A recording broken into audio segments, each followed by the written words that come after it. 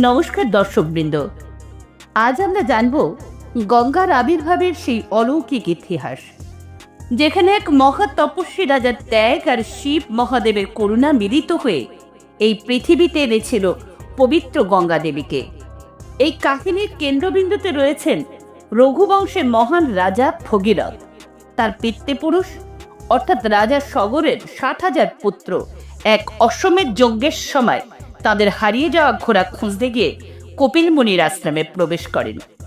এতে মুনির তপস্যা ভঙ্গ হয়। এই অপরাধে তারা কপিল মুনির অভিশাপে ভস্মীভূত হন।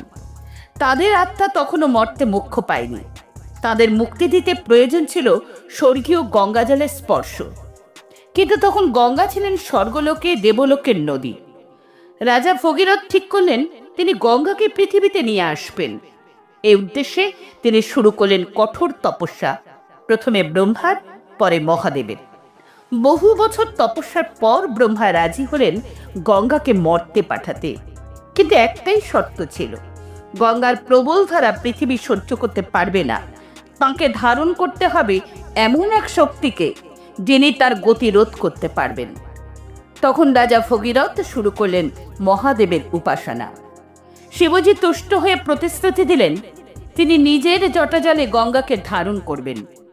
অবশেষে গঙ্গা স্বর্গ থেকে অবতরণ করলেন আর মহাদেবের জটাজলে গিয়ে আবদ্ধ হলেন।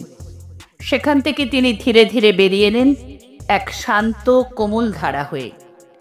রাজা ভগীরথ সেই গঙ্গার ধারা অনুসরণ করে গেলেন এবং সেই পবিত্র জলে তাঁর পিতৃপুরুষদের অস্থি প্রবাহিত করলেন।